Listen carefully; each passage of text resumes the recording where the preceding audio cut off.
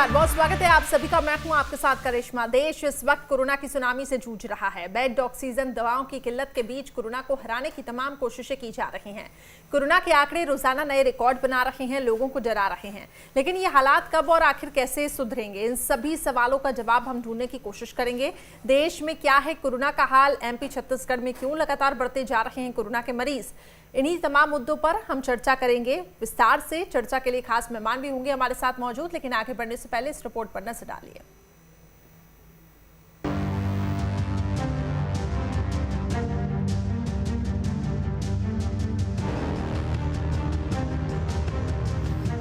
Corona से हालात लगातार डरावने होते जा रहे हैं। कोरोना पर लगाम लगाने की तमाम कोशिशें की जा रही हैं, लेकिन अभी तक कोई नतीजा सिफर ही रहा। चिंता की बात यह है कि बुधवार को 3,79,164 नए मरीज सामने आए, जो अब तक के लिए एक दिन में मिले नए मरीजों का सबसे बड़ा आंकड़ा है। हैरान करने वाली बात यह है कि बीते 24 घंटे के अंदर 3,646 मरीजों की कोरोना के चलते जान गई। इससे पहले 27 अप्रैल को सबसे ज्यादा 3,62,000 नए मरीज सामने आए। एमपी में हालात लगातार खराब होते जा रहे हैं। बीते 24 घंटे में 105 मरीजों की जान कोरोना ले चुका है। अगर 24 घंटे के आंकड़ों पर नजर डालें तो एमपी में लगातार बढ़ रहा है कोरोना का संक्रमण। प्रदेश में 24 घंटे में कोरोना के 12,758 नए केस। 24 घंटे में प्रदेश में कोरोना के 105 मरीजों की मौत। इंदौर में मिले 1,811 नए संक्रमित, 10 मरीजों की मौत। भोपाल में मिले 1,853 नए मरीज, 5 संक्रमितों की मौत। ग्वालियर में मिले 1,024 नए संक्रमित, 7 की मौत। जबलपुर में 795 नए संक्रमित, 7 की मौत। वहीं उज्जैन में 249 नए संक्रमित, 2 की मौत। वहीं 24 घंटे में 14,156 मरीज ठीक भी हुए हैं। छत्तीसगढ़ का हाल भी कोरोना से बेहाल होता हुआ दिखाई दे रहा है। कोरोना यहाँ रोज नए रिकॉर्ड बना रहा है। हालात कब और कैसे काबू होंगे, ये सबके लिए बड़ा सवाल बना हुआ है। अगर 24 घंटे के आंकड़ों पर नजर डाली जाए, प्रदेश में बीते 24 घंटे में कोरोना के 15,563 नए केस।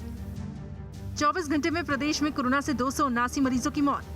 और रायपुर में मिले 1,458 नए संक्रमित, 77 की मौत। वहीं दुर्ग में 1,431 नए संक्रमित, 39 की मौत। बिलासपुर में मिले 1,248 नए केस, 39 की मौत। और राजनांदगांव में कोरोना के 835 नए मरीज, 8 की मौत। रायगढ़ में सामने आए 1,085 नए संक्रमित, 19 की मौत। वहीं कोरबा में 1,107 नए संक्रमित, 16 की मौत। जांजगीर चांपा में 950 नए संक्रमित, 19 की मौत। वहीं बालोद में 558 नए संक्रमित, 11 मरीजों की मौत। तो छत्तीसगढ़ में कोरोना संकट के बीच तमाम निगाहें 1 तारीख से शुरू हो रहे वैक्सीनेशन पर टिकी हुई है, क्योंकि खुद सरकार ने तीसरे चरण के इस वैक्सीनेशन पर संशय जता दिया है। सच्चाई ये है कि छत्तीसगढ़ ने 50 लाख वैक्सीन के लिए ऑर्डर प्लेस किए हैं। 25 लाख भारत बायोटेक की कोवैक्सीन के लिए और 25 lakh serum institute of India के कोविशील्ड के लिए। इसमें सीरम इंस्टीट्यूट ऑफ इंडिया की तरफ से अभी तक कोई जवाब नहीं आया है। वो दे सकेंगे, नहीं दे सकेंगे, क्या करेंगे, क्या नहीं करेंगे। हमारे अधिकारी लगातार उनके प्रतिनिधियों से संपर्क में हैं। और भारत बायोटेक की तरफ से कंफर्मेशन आ गया है कि हम 25 लाख दे देंगे आपको, लेकिन जुलाई के आखिरी तक देंगे। और इसमें अभी जो उन्होंने शेड्यूल भेजा है वो 3 लाख मई में, 10 लाख जून में और 12 लाख जुलाई में। तो ये इस तरह से स्टैगर करके, तो हमने और उनसे ये मांगा है कि 1.5 लाख में तो वैक्सीनेशन चालू नहीं हो पाएगा, 1.5 लाख को लगा फिर बंद हो जाएगा। तो आप एक हमको जानकारी दे दीजिए कि ये 3 लाख अगर आप मई में दे रहे हैं तो एक साथ कब दे सकते हैं, फिर आप जून का आप हमको 10 लाख देंगे तो कब देंगे, ताकि हम वैक्सीनेशन ड्राइव उस हिसाब से चालू करें। हम 1 टीकाकरण केंद्र चालू करें या 50 टीकाकरण केंद्र चालू करें या 500 टीकाकरण केंद्र चालू करें। एक टीकाकरण केंद्र में अगर 100 लोगों को लगना है तो हम कितने केंद्र चालू करें कि महीने भर वो वैक्सीनेशन चलता रहे। तो ये प्लानिंग के लिए हमको सुनिश्चितता चाहिए कि कितने वैक्सीनेशन के डोज उपलब्ध होंगे। और हमने चुन के अगर खोला तो नागरिक कहेंगे कि भाई आपने उनको दे दिया, हमको नहीं दिया। तो कई प्रकार की दिक्कतें हैं। तो सुनामी जैसी कोरोना की दूसरी लहर के बीच सरकार ने पहली बार लोगों को घर के अंदर भी मास्क लगाने की सलाह दी है। लेकिन हैरानी की बात यह है कि कोरोना का इतना विकट संकट होने के बावजूद भी लोग लापरवाही बरत रहे हैं। ऐसे में आने वाले दिनों में हालात और कितने ज्यादा बदतर हो सकते हैं, इसका अंदाजा लगाना मुश्किल हो रहा है। Team news state. तो हालात बेकाबू हो चुके हैं। आइए अब चर्चा की शुरुआत करते हैं। मध्य प्रदेश और छत्तीसगढ़ के हालातों पर विशेष तौर से नजर डालेंगे। इस वक्त हमारे साथ पैनल में ब्रज गोपाल लोया जी, जो कि मध्य प्रदेश के बीजेपी प्रवक्ता हैं, वो हमारे साथ जुड़े हुए हैं। साथ ही राम पांडे जी हमारे साथ, वो भी जुड़े हुए हैं, कांग्रेस प्रवक्ता। बहुत स्वागत है आप दोनों का। इसके साथ ही हमारे साथ छत्तीसगढ़ से अनुराग सिंह जी वो जुड़े हुए हैं और अभय नारायण जी कांग्रेस प्रवक्ता वो जुड़े हुए हैं। बहुत स्वागत है आप दोनों का इस पैनल में। तो मध्य प्रदेश और छत्तीसगढ़ में कोरोना संक्रमण आखिर क्यों बढ़ता जा रहा है और अभी सरकार की आगे की क्या रणनीति है, इस पे हम विस्तार से चर्चा करेंगे। सबसे पहले ब्रज गोपाल लोया जी, आपके पास आना चाहूंगी। मध्य प्रदेश के हालातों को लेकर क्या कहेंगे? आंकड़े तो तेजी से बढ़ते जा रहे हैं, ठीक है। आज जैसे जिस तरीके से बताया गया कि कुछ जिलों में कोरोना कर्फ्यू बढ़ाया गया है, लेकिन एक अच्छी खबर जो कि गृह मंत्री भी कहते हुए नजर आए कि अब धीरे धीरे रिकवरी रेट बढ़ता जा रहा है, लेकिन आखिर क्यों संक्रमण की चेन टूट नहीं पा रही है?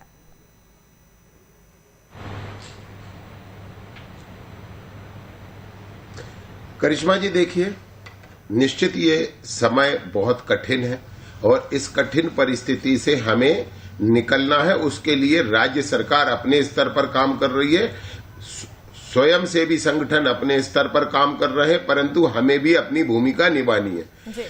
परिस्थितियां ये है, मध्य प्रदेश में कहीं ना कहीं थोड़ी सी स्थिति सुखद होने की तरफ जा रही है कि जैसे कल की बात आप कर रहे हैं तो कल 12,758 अगर नए मामले आए थे तो 14,156 मरीज स्वस्थ होकर अपने घर भी गए थे। ये जो रिकवरी रेट है, इसके बेहतर होने से निश्चित स्थितियां ठीक होती हैं।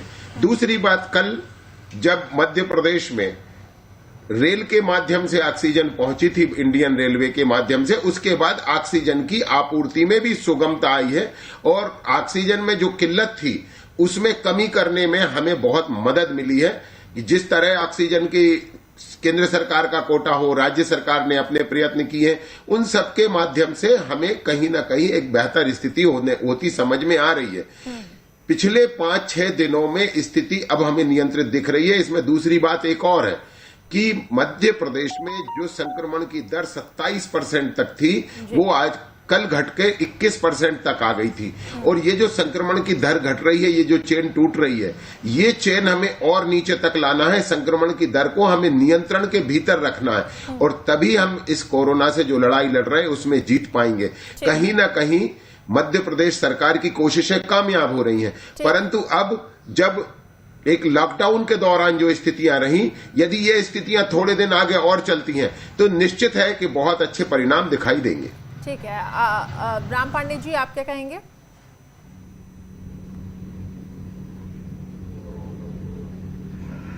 जी देखिए, कोरोना जो महामारी है पूरी दुनिया में शुरू हुई थी और करीब 1-1.25 साल पहले शुरू हुई थी।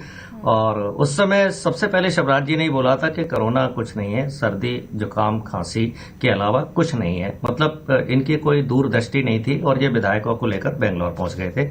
सीएम बनने के बाद ये बोलने लगे कि नहीं कोरोना बहुत खतरनाक बीमारी है और जैसा कि लोया जी ने कहा कि यह बीमारी परमानेंट तो रहनी नहीं है, महीने 2 महीने में खत्म हो ही जाएगी। लेकिन बात यह है कि हमने क्या प्रयास किए? क्या जब प्यास लगती है तभी कुआं खोदा जाता है क्या? पहले से तैयारियां क्यों नहीं की जाती थी? आप बताइए, प्रधानमंत्री के अंतर्गत नीति आयोग काम कर रहा है, वो कह रहा है कि जो दूसरी वेव आएगी वो बड़ी खतरनाक आएगी और प्रधानमंत्री कहते हैं कि मैंने देश से कोरोना खत्म कर दिया है और मैं 150 देशों की मदद कर रहा हूं। और मध्य प्रदेश की जहां तक हम हालात देखे तो अभी आप देखिए, आप लोग ही दिखाते थे 4 दिन पहले तक शिवराज जी दमोह में चुनाव प्रचार कर रहे थे, तो इन्होंने गंभीरता से नहीं लिया कोरोना को, चुनाव को प्राथमिकता दी। यदि दमोह चुनाव को और बंगाल चुनाव को प्राथमिकता नहीं देते तो ऑक्सीजन की या रेमडेसिविर इंजेक्शन या जो स्वास्थ्य व्यवस्थाओं की जो मारामारी जो चल रही है वो इतनी मारामारी नहीं चलती है। देखिए, कोई भी कितनी भी खतरनाक बीमारी हो वो टाइम के साथ जाती है, लेकिन इस तरह से जाएगी कि कब्रिस्तान और शमशानों में लाशें लगी हुई हैं, कतारें लगी हुई हैं। मोदी जी कहते थे कि देश में कब्रिस्तान ज्यादा है, शमशान कम है, शमशान ज्यादा होने चाहिए। तैयारियां नहीं थी। ब्रज गोपाल लोया जी, ठीक है, अभी आप सरकार की उपलब्धियां, सरकार की जी ब्रज गोपाल लोया जी, अभी आप ठीक है सरकार की उपलब्धियों के बारे में बता रहे हैं कि कोशिश की जा रही है कि नियंत्रण संक्रमण को नियंत्रण में लाया जाए और ये कोशिशें रंग भी ला रही हैं, लेकिन उस एक साल के पीरियड में सर क्या हुआ, क्यों आखिर दर दर लोगों को ऑक्सीजन के लिए भटकना पड़ रहा है? हालांकि अभी तो आप नहीं मानेंगे, लेकिन आंकड़े अगर ग्राउंड पे आप जाके देखेंगे, अस्पतालों के बाहर जाके देखेंगे, हालात काफी ज्यादा खराब है। अभी भी एक एक इंजेक्शन के लिए लोग तड़प रहे हैं और अब तो कालाबाजारी इतनी धड़ल्ले से हो रही है, उसको लेकर आप क्या कहेंगे? एक साल में आखिर क्यों नहीं तैयारियां पूरी की गई?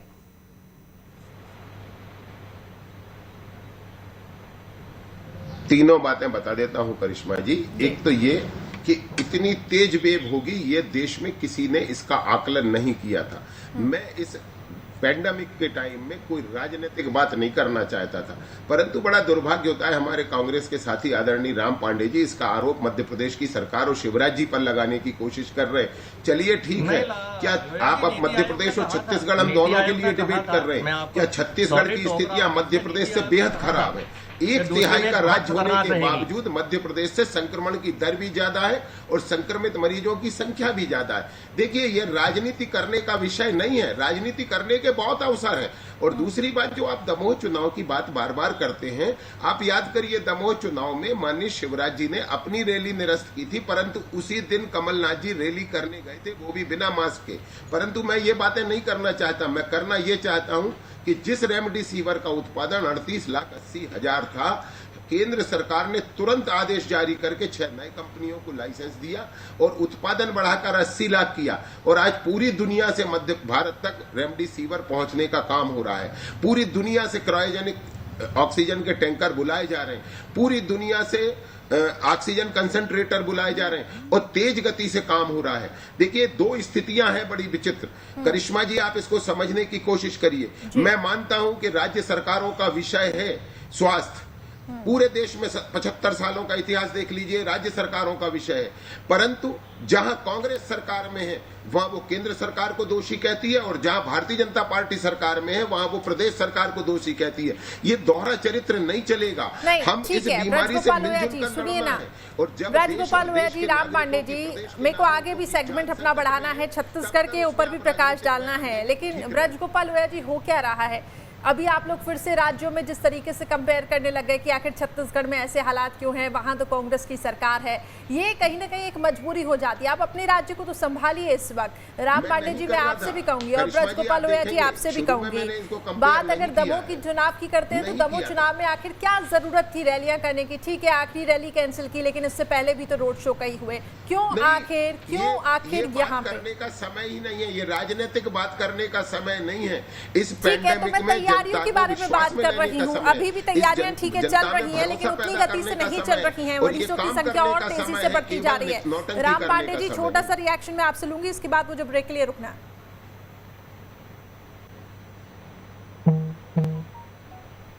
देखिए, छत्तीसगढ़ हो या मध्य प्रदेश हो, ये दोनों हिंदुस्तान में है, भारत में है। मोदी जी को नहीं पता है कि छत्तीसगढ़ राजस्थान भारत में है।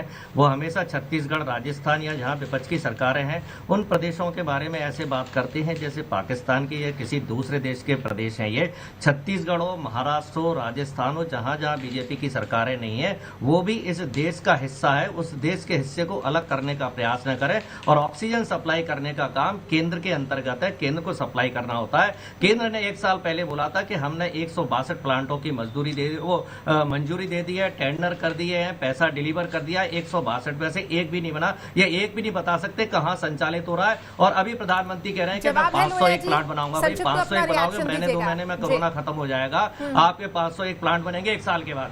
तो देखिए, केंद्र सरकार ने दिल्ली उच्च न्यायालय में और सुप्रीम कोर्ट में यह हलफनामा दिया है कि हमने राज्यों को राशि जारी की है 200 मीट्रिक टन का प्लांट का इन्होंने उद्घाटन किया था, उन पर भी क्या टिप्पणी की है हाईकोर्ट और सुप्रीम कोर्ट में, वो भी आपको बेहतर मालूम है। मैं फिर कहता हूं कि ये जो कांग्रेस के प्रवक्ता है, ये पैंडेमिक में राजनीति करने का जो प्रयास कर रहे हैं, मेरा निवेदन है राम जी, आप और हम राजनीति करेंगे, जीवन भर राजनीति करेंगे, कृपया इस पैंडेमिक के दौरान मत करिएगा। आज समय है कि आगे आइएगा और लोगों की जान बचाइएगा।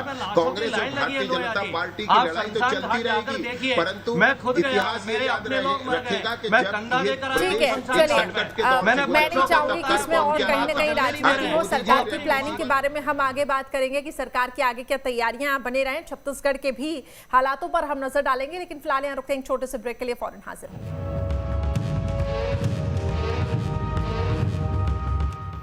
चलिए ब्रेक के बाद आपका स्वागत है। लगातार मध्य प्रदेश छत्तीसगढ़ में बढ़ते कोरोना संक्रमण को लेकर हम चर्चा कर रहे हैं। अब बात छत्तीसगढ़ की करते हैं। छत्तीसगढ़ से हमारे साथ इस पैनल में अनुराग सिंह देवा जी जो कि बीजेपी प्रवक्ता हैं वो जुड़े हैं, और अभय नारायण राव जी हमारे साथ छत्तीसगढ़ से कांग्रेस प्रवक्ता वो जुड़े हुए हैं। सबसे पहले अभय जी आपके पास आऊंगी। जिस तरीके से सरकार की जो तैयारियां रही वो हमने देखी, और नतीजा ये रहा कि छत्तीसगढ़ में अब तेजी से संक्रमण रोजाना 15,000 16,000 मामले आ रहे हैं लॉकडाउन लगने के बावजूद। और चिंता की बात यह है कि 279 लोगों की मौत बीते 24 घंटे में होना, यह अपने आप में बड़ी बात है।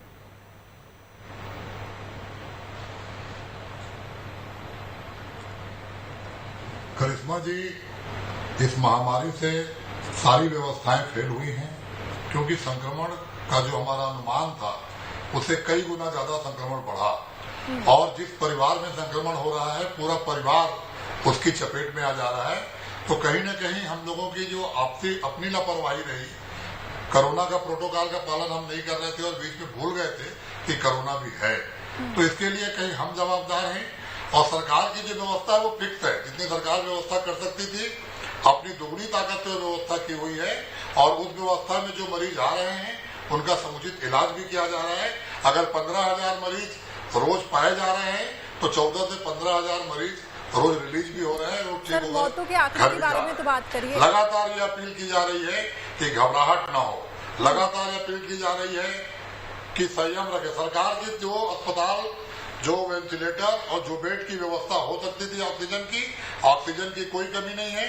वेंटिलेटर की कमी जरूर हमारे प्रदेश में है, लेकिन पूरी ताकत से उसका मुकाबला करने की कोशिश जानकारी मिल रही थी कि छत्तीसगढ़ में, अभय जी सुनिए अभय जी, हमने तैयारियां देख ली सरकार की। अभय जी, हमारी पूरी कोशिश है हम अपने दर्शकों को पैनिक न करें, लेकिन जो आंकड़े निकलकर सामने आते हैं ना सर, वो बहुत ही भयावह है। ठीक है, अगर हम उन आंकड़ों के बारे में भी नहीं बताएंगे, लेकिन सोशल मीडिया पे तो जग जाहिर है कि क्या हालात हो रहे हैं। शमशान घाट पर कितनी ज्यादा अर्थियां वहां पे उठ रही हैं। एक बात मुझे समझाएं, आप कह रहे हैं ऑक्सीजन की कमी नहीं है, लेकिन ये भी तो जानकारी मिल रही है कि छत्तीसगढ़ में सिलेंडर नहीं मिल पा रहे हैं ज्यादा, जिसकी वजह से मौतें हो रही हैं। क्या ये बात में कितनी सच्चाई है?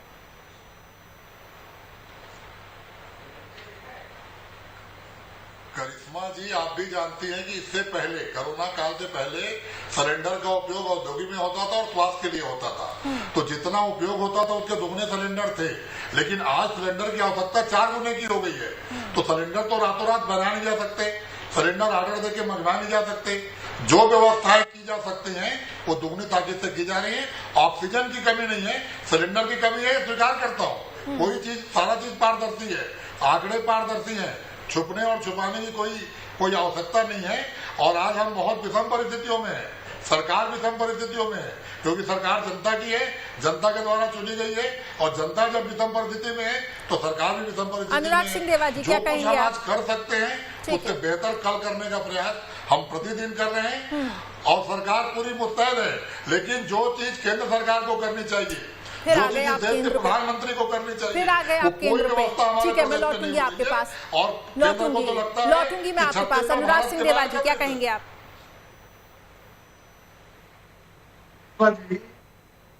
जी, ये छत्तीसगढ़ की स्थिति आज पूरे देश में सर्वविदित है, इसमें मुझे कुछ बताने की आवश्यकता नहीं।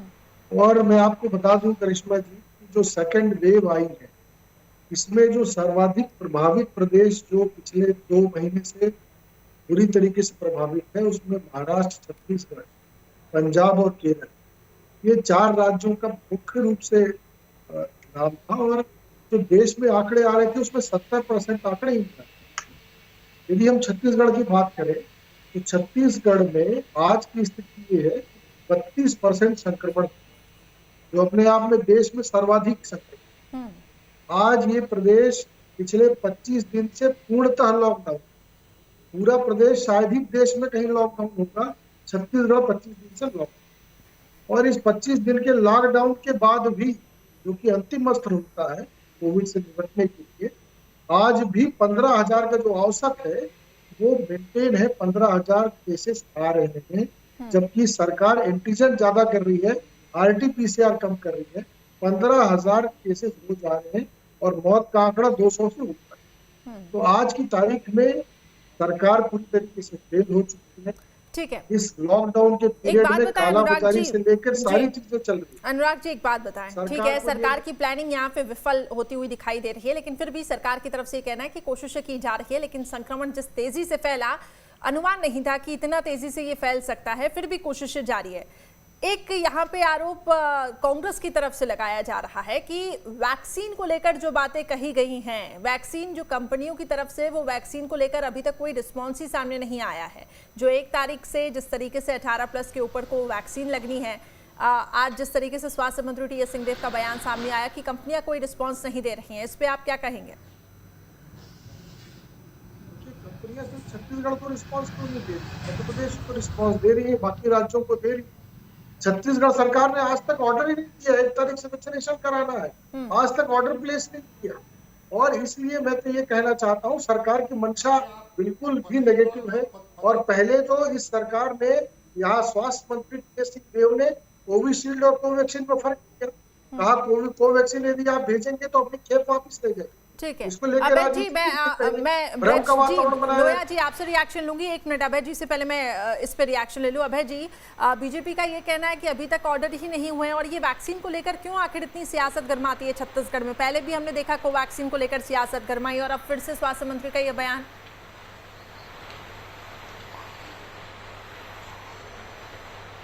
मुझे ऐसा लग रहा है कि भाजपा प्रवक्ता महोदय ने आज का अखबार नहीं पढ़ा है। आज के अखबारों को पढ़ना चाहिए। मुख्यमंत्री ने दूसरी बार पत्र लिखा है वैक्सीन को लेकर। 50 लाख डोज के ऑर्डर दिए गए हैं, 25 लाख कोविशील्ड, 25 लाख कोवैक्सीन, 25 लाख। एक कंपनी ने कह दिया कि हम जुलाई तक नहीं दे पाएंगे, दूसरी कंपनी का जवाब नहीं आया है। इसी पर प्रधानमंत्री को पत्र लिखा गया है, और एक सवाल का जवाब छत्तीसगढ़ की जनता जानना चाहती है कि प्रधानमंत्री ने किस भरोसे कहा था कि 1 मई से वैक्सीन लगेगा। 18 साल प्लस को 1 मई से वैक्सीन लगेगा, किस भरोसे कहा था, क्या प्लान था, कहाँ उनकी रूपरेखा है? प्रधानमंत्री को पता नहीं था कि देश में कितने लोग 18 के ऊपर हैं? प्रधानमंत्री को पता नहीं है कि डबल डोज लगेगा तो कितनी वैक्सीन लगेगी? आखिर नरेंद्र मोदी 18 साल की युवाओं के साथ कौन सा मजाक करना चाहते हैं? मेरे पास समय की कमी है। एक तो उनके अनुराग कारण जी, पूरे संक्षिप्त देश में पे बात कोरोना रखिएगा। फैला। ये पूरे देश पे चुनाव प्रचार करिश्मा जी, इनकी नीयत स्पष्ट है, इनकी नीयत स्पष्ट है। स्वास्थ्य मंत्री जी ने ही वैक्सीन नहीं लगवाया अभी तक, इनके 50% से ऊपर मंत्रियों ने वैक्सीन लगवाया है। इनकी रोज की क्षमता सिर्फ 2 लाख वैक्सीन लगाने की है। यदि आज ऑर्डर देंगे भी तो आराम से वैक्सीनेशन हो सकता है। ठीक है, दोनों ही दलों से मैं यही 20 लाख डोज दोनों ही दलों से अभी मैं यही कहूंगी कि वैक्सीन अभी इस समय एक ऐसा हथियार है जिससे कोरोना की चेन को तोड़ा जा सकता है, जो कि बहुत जरूरी है कि इस राज्य में जल्द से जल्द वैक्सीनेशन हो, नहीं तो छत्तीसगढ़ की स्थितियां काफी ज्यादा भयावह हो जाएगी। और मुझे नहीं लगता कि अब ये कंट्रोल में ये सिचुएशन है, हालांकि कोशिशें आपकी तरफ से की जा रही है। ठीक है, ब्रज गोपाल लोया जी आप कुछ कह रहे थे, और इसके साथ ही राम पांडे जी आप भी अपनी बात संक्षिप्त में रख सकते हैं, मेरे पास बहुत समय की कमी है। जी, मैं कह ये रहा था कि ये पूरा विवाद इसलिए है कि आप याद करिए कि जनवरी में जब भारत में दोनों वैक्सीनेशन का राज्यों का विषय नहीं है, तो ये सबसे केंद्र पहले सरकार का भूपेश विषय बघेल है। जी वो ये आदमी थे ऐसा नहीं चलेगा कि दिल्ली में आप मीटिंग करो, फिर दूसरे दिन बंगाल में आप रैली करने जाओ, फिर दिल्ली में मीटिंग करो, फिर बंगाल में रैली करो। लोया जी थोड़ा सा चुपचाप हो जाइए, मुझे अपनी बात कंप्लीट कर लेने दीजिए। कोविशील्ड की और 10% लोया जी थोड़ा सा मुझे अपनी बात कंप्लीट करने दीजिए। कोवैक्सीन और कोविशील्ड को बराबर बराबर थोड़ा सा मुझे कंप्लीट करने दीजिए अपनी बात। ये राज्यों का विषय नहीं है, ये हर जगह वैक्सीन भेजी जानी चाहिए। मध्य प्रदेश में 40 के लिए वैक्सीन बची हुई है। मध्य प्रदेश शुरू होने में पूरी बाधाएं खड़ी की। जब कंपनियां बोल रही हैं कि हम सप्लाई नहीं कर सकते, प्रधानमंत्री क्यों कह रहे हैं कि 1 महीने से वैक्सीन लग जाएगी?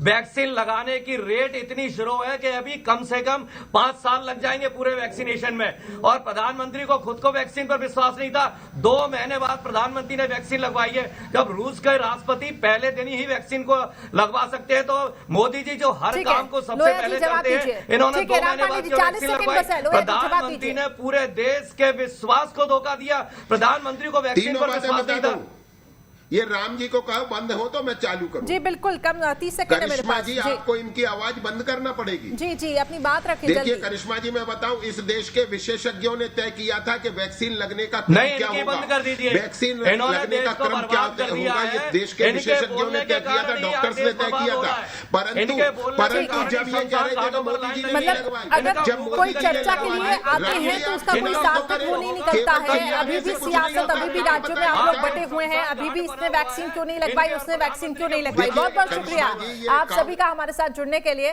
तो फिलहाल खास पेशकश में इतना है।